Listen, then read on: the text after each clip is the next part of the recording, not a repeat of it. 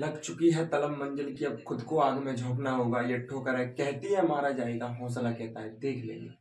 दोस्तों नमस्कार, मैं आपका दोस्त सूर्य प्रताप आपका स्वागत करता हूँ आपके अपने चैनल सूर्य प्रताप ऑफिशियल में। आज हम complete time speed and distance को हम आज पढ़ने वाले, जिसमें हम सबसे पहले हम कॉन्सेप्ट के ऊपर बात करेंगे। ठीक है भाई, तो कॉन्सेप्ट के ऊपर सबसे पहले हम बात करेंगे। तो सबसे पहले कॉन्सेप्ट क्या कहता है इसमें, सबसे पहले एक फॉर्मूला आप सभी को पता होगा, बताने की जरूरत नहीं है, speed is equal to distance upon time. तो इसमें इसके दो केस बनते हैं, एक पहला केस बनता है इसमें पहला केस बनता है डिस्टेंस कांस्टेंट हो, ठीक है भाई। और दूसरा केस बनता है यहाँ पे टाइम कांस्टेंट हो, ठीक है भाई। टाइम कांस्टेंट पे और एक डिस्टेंस कांस्टेंट पे। तो सबसे पहले हमें देखते हैं डिस्टेंस कॉन्सेप्ट। तो जब डिस्टेंस कांस्टेंट होता है तो सबसे पहले हम यहाँ पे देखते हैं, तो यहाँ पे कैसे, जैसे सपोज दैट यहाँ से यहाँ तक की दूरी 100 किलोमीटर है, ठीक है भाई। यहाँ से एक व्यक्ति चल के यहाँ पे जाता है 10 किलोमीटर पर आवर की चाल से, ठीक है। और एक व्यक्ति यहाँ से यहाँ की तरफ जाता है ऐसी कोई 20 किलोमीटर की चाल से, ठीक है भाई। ये आप समझ, ये किलोमीटर में है, ठीक है, किलोमीटर में। अब आप देखिए यहाँ पे, अगर हम यहाँ पे ये डिस्टेंस कांस्टेंट है, स्पीड में यहाँ पे दी है, तो टाइम निकालेंगे तो कैसे निकालेंगे, time is equal to distance upon speed, ठीक है, डिस्टेंस अपॉन स्पीड। तो टाइम निकालने के लिए डिस्टेंस कितना है 100 किलोमीटर, और स्पीड पहले हम इसका निकाले तो 10 किलोमीटर, कितना आएगा 10 आवर। और दूसरे वाले का निकाले, दूसरे वाले की चाल कितनी है, दूसरे वाले की स्पीड 20 है, तो इससे निकालेंगे 5 आवर, ठीक है। अब इसका शॉर्ट तरीका क्या है, ये तो होगा कैसा तरीका, ये तो होगा बाइजाद और घटिया तरीका। शॉर्ट तरीके की बात करें तो इधर देखिए शॉर्ट तरीका कैसे है। मैं अभी आपको एकदम बेसिक तरीका बताया, शॉर्ट तरीका इसका देखिए। रेशियो मेथड इसका शॉर्ट तरीका होता है। इसमें क्या करना होता है, डायरेक्ट आपको इसकी स्पीड लिखनी होगी। स्पीड कितनी है, स्पीड है इसकी, एक की स्पीड इसकी कितनी है 20, और दूसरे की ये, इसको ए मान लो आप, इसको बी मान लो। ए की स्पीड इतनी है, बी की स्पीड कितनी है 10। और जब स्पीड आपको 20 और 10 दी गई है तो जस्ट टाइम इसका अपोजिट हो जाता है। टाइम कितना हो जाएगा 10-20 हो जाएगा। तो इसको 10-20 हो जाएगा, यानी कि यहाँ पे कितना 5 और यहाँ पे कितना 10 काटेंगे जब, तो यानी ये टाइम, जब ए को कितना टाइम लग रहा था पहले 5 घंटे लग रहा था, यानी कि 20 किलोमीटर से जा रहा था तो 5 घंटे लग रहे थे। और जो 10 किलोमीटर की चाल से जा रहा था उसको कितने घंटे लग रहे थे, 10 घंटे लग रहे थे। भाई जो ज्यादा की चाल से चलेगा उसको ऑब्वियसली कम घंटा लगेगा, कम की चाल से चलेगा उसको ज्यादा घंटे लगेंगे, ठीक है भाई। ये इसका शॉर्ट कॉन्सेप्ट है, ये आपको शॉर्ट तरीके से समझ में आ गया होगा। अब हम बात करते हैं जब टाइम कांस्टेंट हो तो क्या करें। एक व्यक्ति है ए, एक व्यक्ति है बी, ठीक है। दोनों चलते एक एक घंटा, सपोज दैट एक एक घंटा चलते, एक की चाल है 10 किलोमीटर पर आवर, दूसरे की चाल है 20 किलोमीटर पर आवर। ये चल रहा है 1 घंटा, तो कितना, ये अगर 1 घंटा चलेगा तो कितनी दूरी तय कर लेगा, 10 किलोमीटर की दूरी तय कर लेगा, ठीक है भाई। अगर ये 1 घंटा चलेगा, तो अगर ये 1 घंटा चलेगा तो ये कितनी दूरी तय कर लेगा, 20 किलोमीटर की दूरी तय कर लेगा, ठीक है भाई। इतना आपको समझ में आ गया।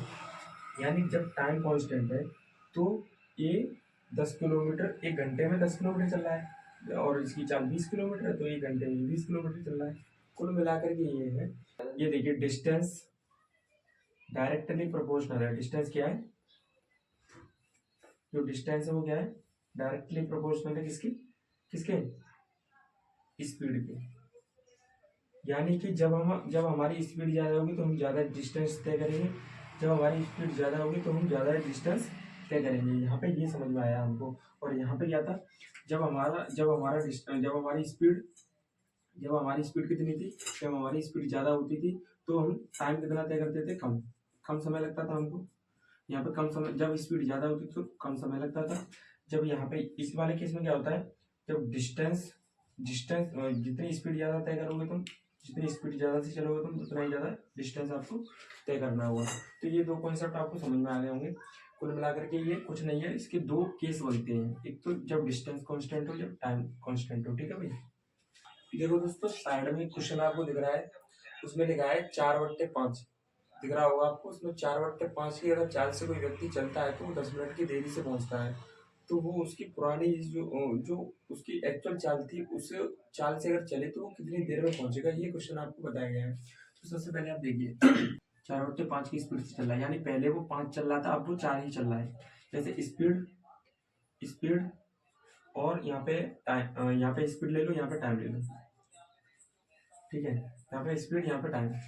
अब देखिए यहाँ पर मैं तुम्हें बताऊँ, यानी अभी स्पीड कितनी है, ए की स्पीड अभी, इसको ए मान लो, इसको बी मान लो, या इसको ओल्ड मान लो, इसको न्यू मान लो, इसको ओल्ड मान लो, इसको ओल्ड मान लो, इसको न्यू मान लो, ठीक है। स्पीड, अब स्पीड पहले ओल्ड कितनी थी 5, अब स्पीड कितनी है 4।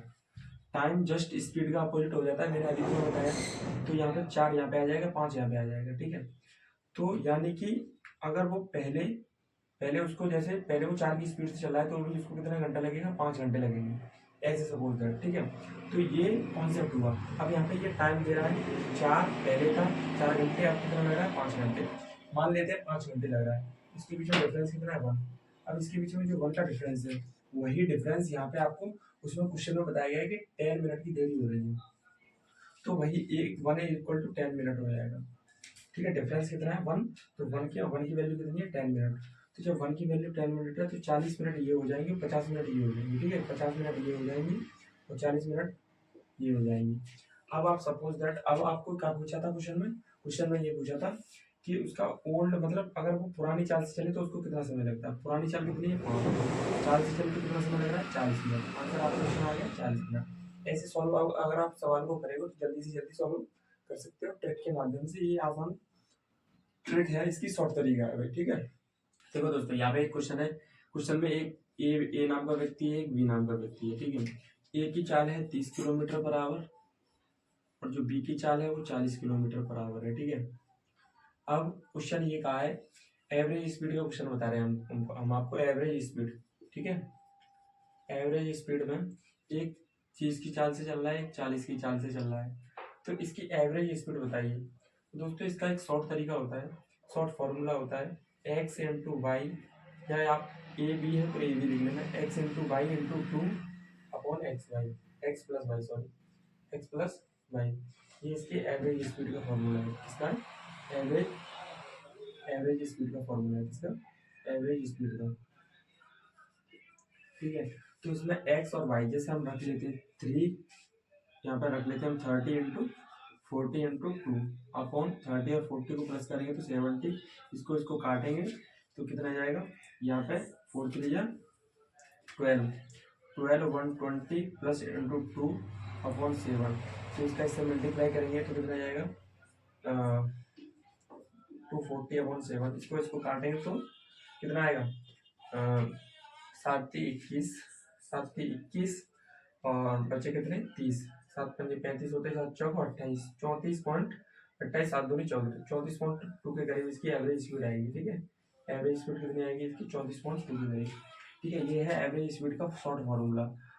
अगर हम बात करें इसके बेसिक की, तो इसका बेसिक फार्मूला ये होता है, यानी कुल डिस्टेंस अपॉन कुल टाइम, क्या कुल टाइम, ये इसका क्या है एवरेज स्पीड का फॉर्मूला है। कुल डिस्टेंस पहले निकालना पड़ेगा, उसके बाद कुल टाइम निकालना पड़ेगा, जब इसे डिवाइड करेंगे तब आंसर आएगा। ये शॉर्ट फॉर्मूला ऐसे आपको रखकर इसको आसानी से कर सकते हो, ठीक है भाई। आगे के जो कॉन्सेप्ट है, आज मैंने तुम्हें 2 कॉन्सेप्ट बताए, आगे कॉन्सेप्ट में अगली वीडियो में आपको कल बताऊंगा, ठीक है भाई। जय हिंद, जय भारत।